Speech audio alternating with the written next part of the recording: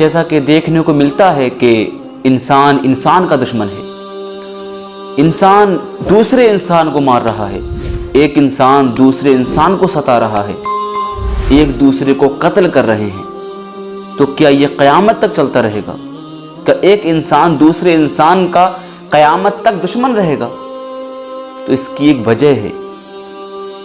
حضرت آدم علیہ السلام جب جنت میں رہ رہے تھے، امن و چین کی زندگی گزار رہے تھے، تو اللہ تبارک و تعالیٰ نے حضرت آدم علیہ السلام اور حضرت حوا کو یہ حکم دے دیا تھا کہ وہ جنت سے جس درخت کے پھل کو کھانا چاہیں وہ بغیر کسی کی روک ٹوک کے سیر ہو کر کھا سکتے ہیں، سوائے ایک پھل کے، یعنی ایک پھل نہیں کھا سکتے۔ اور اللہ تبارک و تعالیٰ نے اس درخت کے قریب جانے کے لیے منع بھی فرما دیا تھا، لیکن شیطان تو انسان کا کھلا دشمن ہے۔ جب شیطان کو جنت سے نکالا گیا تو اس نے یہ سوچ لیا تھا کہ میں حضرت آدم اور حضرت حوا کو بھی نکلوا کے رہوں گا۔ ان الشیطان للانسان عدو مبین، کہ بے شک شیطان انسان کا کھلا ہوا دشمن ہے۔ تو جب حضرت حوا اور حضرت آدم علیہ السلام جنت میں رہ رہے تھے اور جس پھل کو کھانے کا دل کر رہا تھا وہ پھل کھا رہے تھے، ایک دن شیطان کو اپنے وسوسے ڈالنے کا موقع مل گیا۔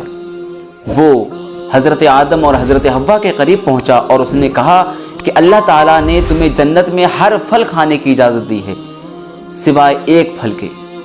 اور اس کی وجہ کیا ہے؟ اس نے قسم کھا کر کہا کہ میں تمہارا غمخوار ہوں،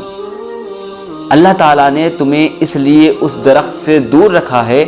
کیونکہ وہ درخت شجرۃ الخلد ہے، یعنی جو اس درخت کا پھل کھائے گا قیامت تک وہ جنت سے نکالا نہیں جائے گا۔ حضرت حوا اس شیطانی وسوسے کا شکار ہو گئی اور حضرت آدم علیہ السلام کو بھی انہوں نے راضی کر لیا، اور ان دونوں نے غیر ارادی طور پر اس پھل کو کھا لیا،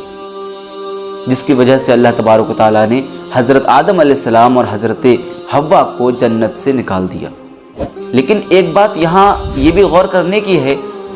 کہ یہاں پر جو آدم علیہ السلام سے خطا ہوئی ہے یہ خطا اجتہادی خطا ہے، اور اجتہادی خطا معصیت نہیں ہوتی ہے۔ تو حضرت آدم علیہ السلام کو اللہ تعالیٰ نے جب جنت سے نکالا تو اللہ تعالیٰ نے حضرت آدم علیہ السلام سے دو خاص باتیں ارشاد فرمائیں۔ اب وہ دو خاص باتیں کیا ہیں؟ ان میں سے ایک یہی بات کہ تمہارے اولادوں میں بعض کے دشمن ہوں گے، ایک انسان دوسرے انسان کا دشمن ہوگا، ایک انسان دوسرے انسان کو قتل کرنے میں لگا ہوگا، اور دوسری یہ کہ تمہیں عمر بھر